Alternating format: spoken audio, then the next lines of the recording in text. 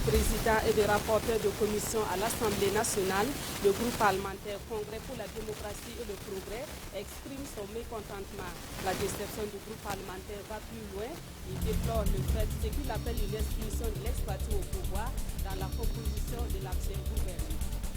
Et puis à l'étranger, le pape François donne de la voix contre la peine de mort.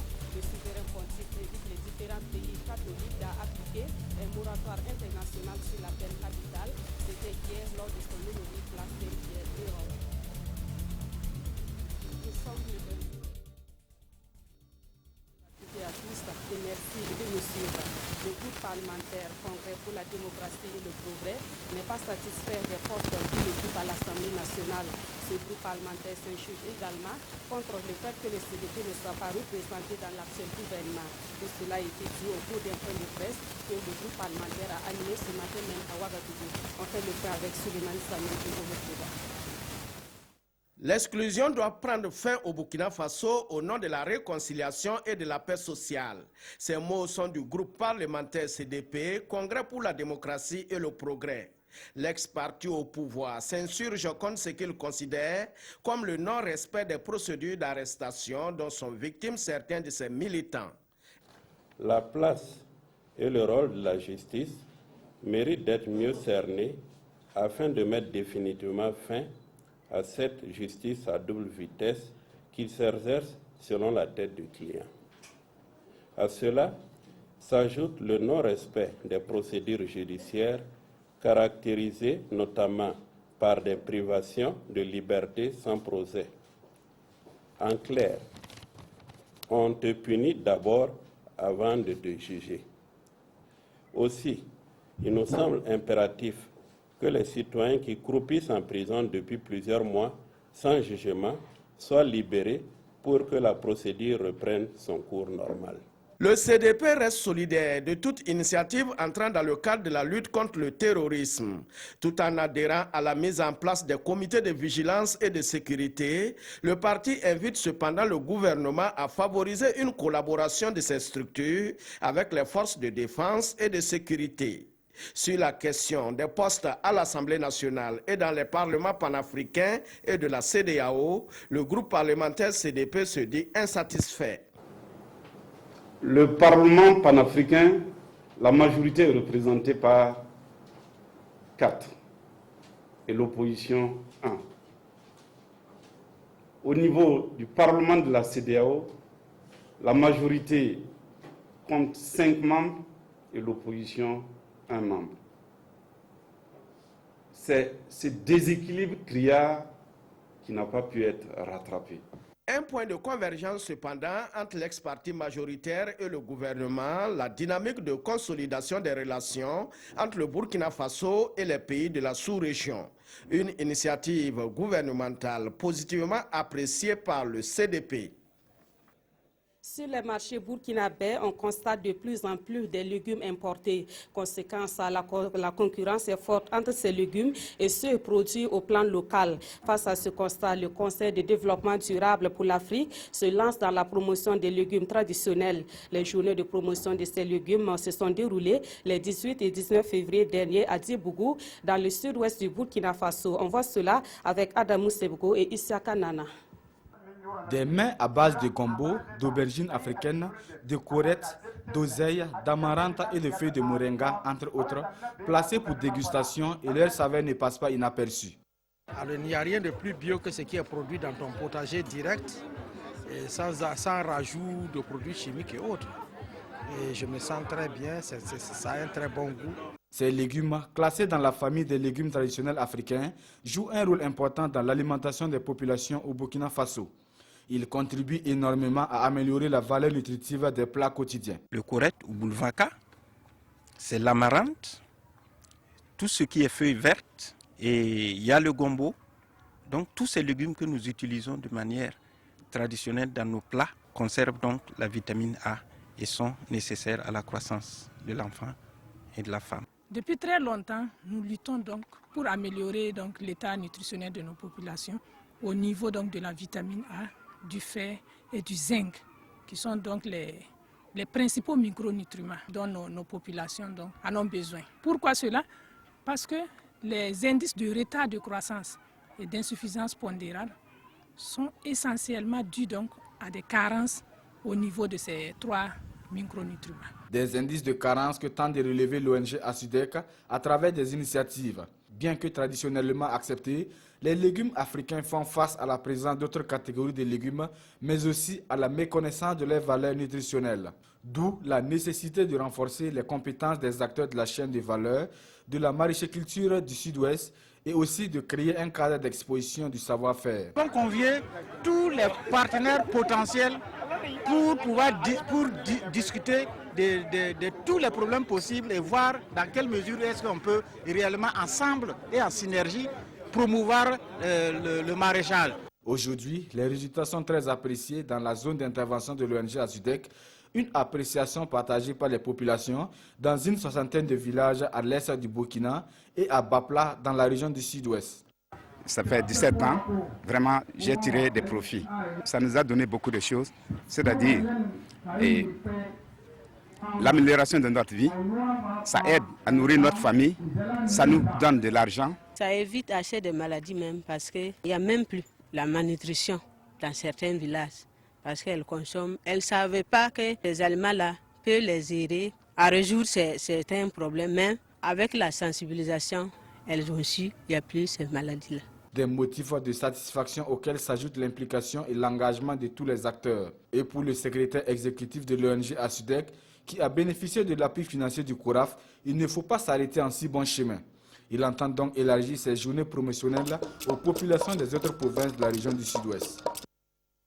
Comment renforcer la cohésion sociale entre les populations autochtones et les réfugiés? La question a fait l'objet d'échanges entre ces deux communautés. À Tinakov, c'est dans la région du Sahel. La rencontre a été initiée par le Conseil danois des réfugiés en collaboration avec ses partenaires techniques et financiers. Elle s'inscrit également dans le cadre du projet transfrontalier Burkina-Mali. Plus de précisions avec Bouré Makane et Joseph Bambara.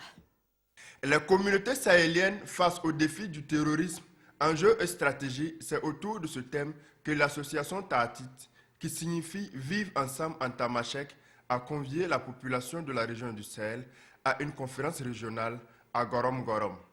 Animée par Oultargui Tayoub, spécialiste en gouvernance et intelligence territoriale, et Alkassou Maïga, enseignant à l'université Joseph Kizerbo, cette conférence vise à contribuer à la lutte contre le terrorisme et à promouvoir la cohésion sociale. Il n'est pas possible de venir à bout du terrorisme sans la participation active de la population. C'est cette dynamique-là que nous avons voulu effectivement insuffler. Mais deuxièmement également, nous voulons également sensibiliser contre toute forme de stigmatisation à l'endroit d'un quelconque groupe, qu'il soit ethnique ou religieux. Par leur présence, les autorités coutumières et administratives ont témoigné leur soutien à cette démarche. C'est en ce sens que nous voulons lancer vraiment l'appel de la mobilisation, l'appel de la collaboration, l'appel de l'attachement indéfectible aux valeurs de la République.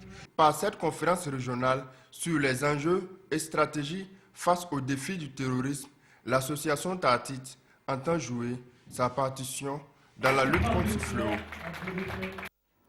Après le Sahel, nous mettons le cap sur Bobo-Dioulasso pour découvrir le premier maire de cette ville. Il s'appelle Vinama Djibril Tsemounou. Il est peu ou pas du tout connu par la jeune génération. Et pourtant, cette personnalité a occupé les fonctions de député et de ministre sous le régime de Maurice Yamogo. Il aura marqué son passage à la tête de la commune de Bobo-Dioulasso par une gestion rigoureuse des deniers publics. Le portrait de l'homme est signé de Bitibé Naon et Amadou Lougui. On le connaît peu et pourtant, Vinama Djibril Tsemounou fut l'un des personnages politiques les plus influents de son époque à Bobo-Dioulasso. Né vers 1910 à Bichako dans la commune de Sibi, Vinama Tsemounou va d'abord commencer sa vie active en qualité d'agent de la Poste. Mais très tôt, il se lance dans la politique aux côtés des personnalités comme Daniel Ouezen Koulibaly et Oufouet Boigny. C'est au sein du RDA qu'il mène tout son combat politique. C'est également dans ce parti qu'il va connaître les pires déboires de sa vie. Sa révocation en 1946 est liée au fait qu'il faisait partie du RDA. Et le RDA était affilié au Parti communiste, avec les pratiques du Parti communiste, qui dérangeaient l'administration coloniale française. Alors, l'administration coloniale française ne voulait pas entendre parler du RDA, Ce qui fait que Binama, qui était agent des postes de télécommunications, a été révoqué de son travail. Et en 1951, il s'est repris, envoyé à Bamako, comme vous le dites. Et en 1954, il est revenu et il a été nommé premier adjoint au maire, qui était le commandant de cercle. Novembre 1956, Binama est élu maire de Bobo-Dioulasso et devient ainsi le tout premier Burkinabé à diriger la commune. Il sera également élu député en 1957 et réélu une seconde fois en avril 1959. Le député maire occupe également le poste de ministre d'État sous le régime du président Maurice Yaméogo. Mais à Bobo-Dioulasso, l'homme reste mal connu par la jeunesse. C'est qu'il a été maire de Bobo, le premier maire, il a été député aussi. Ce que je sais sur lui, c'est qu'il a été le premier maire de Bobo. L'autre face cachée de Binama Tchemounu, le respect de la parole donnée, l'engagement politique, la gestion rigoureuse des biens publics, autant de principes qui ont guidé la vie de cet homme. À l'époque, au moment où les Binama, Djibril, Ouezin Coulibaly, etc. étaient les premiers responsables, que leur disaient leurs parents dans l'exercice de leur fonction? Il ne faut jamais mettre ta main dans le bien public. Alors, si vous voulez la dignité de vos parents, vous n'allez jamais voler. Peu d'entre eux se sont enrichis. Même après, hein, la Misana il est mort avec quelle fortune. Lors de son TPR, on a tous entendu ce qu'il avait. Mais c'est cela la dignité, mourir pauvre, mais avec la dignité, c'était leur leitmotiv. Hein. Et je pense que Binama est allé dans ce sens. Voici les membres de la famille de Binama Tchemounu à Sikassosira. Binama a eu 9 femmes, dont ses 3 encore en vie. Il a eu une trentaine d'enfants. Cette dame de 82 ans est la première fille du maire Binama. Dans cette famille, on clame également l'exemplarité d'un père ou d'un grand-père. Binama, il n'a même pas une cour à Ouaga. À Bobo, il n'y a que la seule cour à Sikassosira. Là, il y a une deuxième cour à Djaradougou, mais en fait, ce n'était pas pour lui, c'était pour un de ses neveux. Donc, finalement, il s'est sorti qu'avec la seule cour que vous voyez, comment la cour est bâtie. Alors qu'il avait beaucoup de possibilités. Même les cours, ça dit si elle gagne il gagne une parcelle, au lieu de garder pour ses enfants, il donne aux gens. Il a tout partagé, papa n'a rien laissé, en tout cas pour ses enfants. En tout cas, nous, on ne peut pas dire qu'on a hérité de beaucoup de choses, mais on a hérité vraiment de son œuvre aujourd'hui dont on parle. Le premier maire élu de la ville de Bobo-Dioulasso aura donc consacré toute sa vie à cette ville et à son parti, le RDA. Il est mort démuni le 19 septembre 1979 à Bobo-Dioulasso des suites d'une crise d'asthme et repose ici à côté de son ami de lutte, Daniel Ouezin Coulibaly. Je pense que Binama est mort pauvre. J'ai été à maintes reprises dans sa famille à Sikassosira. C'est vide, il n'a rien. Il n'a rien, ses enfants n'ont rien. 24 ans après sa mort, la commune reconnaît enfin l'œuvre et l'action de l'illustre disparu. Depuis 2003, une rue porte son nom. Et en 2008, le lycée municipal qui commémore cette année ses 50 ans d'existence est rebaptisé lycée Binama Tchemounu Djibril de Bobo-Dioulasso. Actualité hors du Burkina Faso à présent et nous partons au Niger où se tiennent les élections présidentielles et législatives. Nous retrouvons sur place à Niamey notre envoyé spécial Nyarkité Dar. Bonjour Nyarkité. Bonjour Nathalie Kaouré. Alors il semble que les élections se poursuivent aujourd'hui dans une centaine de bureaux de vote. Dites-nous, que s'est-il passé? C'est exact. En tout cas, le vote se poursuit dans une centaine de bureaux de vote dans les zones essentiellement très défilées. Il s'agit de Zender. Zender, il y a à peu près 600-700 km de Niamey, Agadez à 1000 km de Niamey et Tifa à 500-600 km, c'est le fief du président sortant. C'est dans cette région qu'il est né, Mamadou Itoufou. Les raisons évoquées, ce sont des zones difficiles d'accès. Les matériels seraient arrivés tard, hier aux environs de 18 h. Les votes ont dû être reportés pour aujourd'hui. Il y a même des bureaux de vote jusqu'en fin de soirée d'hier n'avaient pas encore reçu le moindre matériel. Vous savez bien, la superficie du Niger, ça fait 1 200 000 km². Ce n'est pas simple. La CENI, donc, avait l'intime conviction que d'un moment à l'autre, tout allait rentrer en ordre. Mais hélas, la conséquence de ce retard, les Nigériens continuent de voter aujourd'hui. Alors, on suppose que cela n'a pas empêché le début du dépouillement. Dites-nous à quel niveau se trouve justement ce dépouillement qui a commencé certainement hier soir.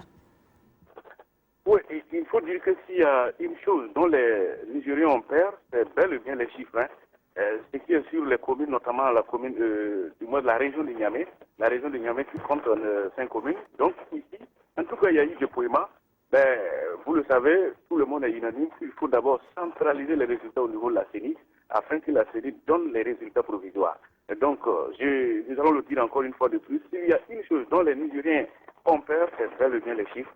Difficile d'en dire plus, mais ce qui est sûr, nous sommes au palais du congrès de Niamey où il y a aujourd'hui le quartier général de la CENI. Et pour le moment, les différents commissaires sont assis, ils attendent impatiemment la centralisation des différents résultats. En tout cas, on avait annoncé 48 heures pour les résultats, mais avec la reprise des élections dans une centaine de bureaux de vote, on se demande à quel jour maintenant les résultats provisoires. Et en dehors de ça, quelle est l'ambiance générale qui prévaut à Niamey, où vous résidez précisément? Quand les activités ont cette reprise, calmement, mais vous savez qu'en de pareilles circonstances, avec un léger décalage des votes dans certains bureaux de vote, notamment l'opposition crie déjà à une mauvaise organisation et qui a été commanditée, selon ses propres propos, par certainement le pouvoir en place pour fabriquer ce qu'on a coutume d'appeler le tournevis. De l'autre côté, on a le camp de la présidence, et le camp donc du parti présidentiel qui espère que non, dans toute organisation, il peut y avoir donc des ratés et ils mettent ça au compte des ratés et qui, selon ce camp-là, ces ratés-là seront rattrapés.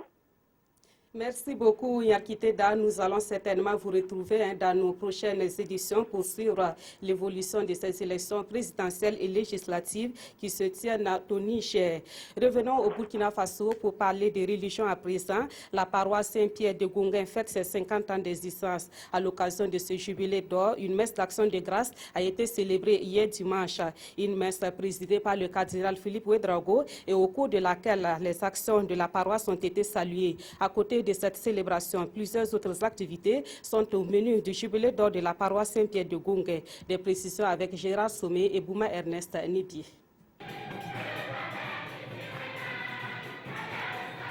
C'est dans cette ambiance que les fidèles chrétiens fêtent le jubilé d'or de la paroisse Saint-Pierre de Gonguin. Une paroisse qui totalise aujourd'hui 50 ans d'existence. 50 ans au service de la religion chrétienne, un demi-siècle d'action salvatrice en faveur de l'humanité.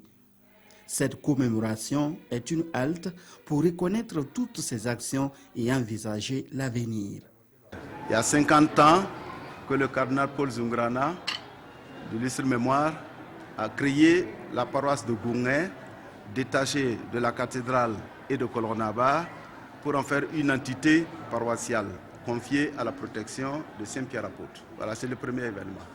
En outre, nous avons notre confrère, l'abbé René Zungrana, qui a voulu s'associer à cette action de grâce pour remercier le Seigneur pour ses 75 ans de naissance et de baptême. Également au menu de la commémoration de ce jubilé d'or, l'inauguration d'une chapelle au sein de la paroisse. Une chapelle d'adoration baptisée par le cardinal Philippe Ouedraogo, la chapelle Béthanie. Une chapelle pour abriter le Saint-Sacrement. Cela devrait consolider la foi des chrétiens, leur permettre d'aller en profondeur dans la sanctification. Cette commémoration des 50 ans d'existence de la paroisse Saint-Pierre de Gonguin se passe dans le mois du carême chrétien. Et l'occasion a été une fois de plus saisie par le cardinal Philippe Ouedraogo pour inviter les fidèles chrétiens à cultiver davantage la paix, l'amour et la tolérance, des valeurs qui incarnent Jésus-Christ. On s'intéresse une fois de plus à l'actualité hors de nos frontières. Le souverain pontife se prononce sur la peine de mort. Le pape François demande un moratoire international sur la peine capitale. Cette sortie du pape embarrasse certains États de l'Amérique du Nord où la peine de mort est appliquée. De mort. Hier, lors de son homélie place Saint-Pierre, François a demandé un moratoire international sur la peine capitale. Il a particulièrement insisté auprès des dirigeants catholiques à travers le monde, de quoi embarrasser le gouverneur du Texas, dont l'État a exécuté 3 personnes depuis le début de l'année. Le commandement « tu ne tueras point » est absolu et s'applique à la fois à l'innocent et au coupable, dit-il. Même les criminels ont un droit inviolable à la vie qui est un don de Dieu. François n'est pas le premier pape à plaider ainsi pour l'abolition de la peine de mort. Ses prédécesseurs Jean-Paul II et Benoît XVI avaient eux aussi œuvré pour l'interdiction de la peine capitale. En 5 mois d'affrontement, 176 personnes ont été tuées chez les Palestiniens contre 27 personnes côté israélien. Devant un tel bilan, le chef d'état-major de l'armée israélienne dénonce ce qu'il appelle un usage trop facile de la gâchette par ses soldats. Il a d'ailleurs été soutenu dans sa position par le premier ministre israélien. 176 Palestiniens ont été tués ces 5 derniers mois par l'armée ou la police israélienne, la plupart après avoir commis ou tenté de commettre une attaque contre des Israéliens, dans la très grande majorité des cas à l'arme blanche. Le chef d'état-major de l'armée israélienne, le général Gadi Eisenkot, a mercredi déclenché une polémique dans le pays en dénonçant un usage trop facile de la gâchette par ses hommes. Le Premier ministre Benjamin Netanyahou l'a pleinement soutenu dimanche. Le chef d'état-major n'a fait qu'exprimer une évidence. Il a énoncé la manière dont les forces de défense et de sécurité doivent se comporter. Tout ce qui a été dit par la suite relève d'une incompréhension ou de calcul politique. Les deux ont tort. Lorsqu'une fille de 13 ans tient des ciseaux ou un couteau à distance de soldats, je ne veux pas en voir un vider son chargeur sur elle, avait déclaré le général Eisenkot en référence à la mort fin novembre d'une écolière palestinienne dans des circonstances similaires. L'armée israélienne a annoncé dimanche avoir tué un Palestinien qui avait tenté de poignarder un soldat à Naplouse. L'agresseur avait 16 ans. Retour chez nous pour terminer ce journal avec la revue de presse. 2 principaux sujets sont à lire dans les quotidiens de ce lundi. Il s'agit de la visite du Premier ministre français Manuel Valls et de l'extradition de Burkinabé arrêté en Côte d'Ivoire à la suite du coup d'État de septembre 2015. La revue de presse est signée de Sibili Issa Lankwande. La visite du Premier ministre français est largement abordée dans les parutions du jour. Le soutien de la France clame Sidouaya. Le quotidien d'État mentionne que Manuel Valls se dit avoir effectué le déplacement de Ouagadougou pour adresser ses condoléances et sa compassion aux familles des victimes de l'attentat du 15 janvier. Et tout comme Sidouaya, l'observateur Palga écrit qu'il n'a pas manqué de s'exclamer qu'il est Ouaga en soutien aux victimes. Une visite au pas de course se note le soir, au cours de laquelle les questions sécuritaires, de développement, d'éducation et de coopération étaient au menu, en plus d'un accord portant sur près de 6 milliards de francs CFA en faveur du secteur de l'éducation. Le journal précise que pour le chef du gouvernement français, l'avenir de la France se joue ici, en Afrique, car les pays européens doivent beaucoup à ce continent. Les flux migratoires doivent être maîtrisés et c'est en cela que le continent noir constitue la panacée pour l'avenir de l'Europe, martèle Manuel Valls, tout en précisant dans les colonnes du journal Le Pays que la résolution de la question du terrorisme doit être un préalable et la seule manière pour y arriver est de renforcer la coopération en matière de renseignement. L'autre sujet du jour vient d'Abidjan, livré par le service d'information du gouvernement et repris à l'unisson par les quotidiens. Il s'agit de l'arrestation et de l'extradition vers le Burkina de l'adjudant-chef de l'ex-RSP Moussa Nebié alias Rambo dans le cadre du putsch de septembre 2015. Le communiqué précise qu'il a été en compagnie de 2 autres ressortissants burkinabés suite au mandat d'arrêt international émis à leur encontre au lendemain du coup d'État.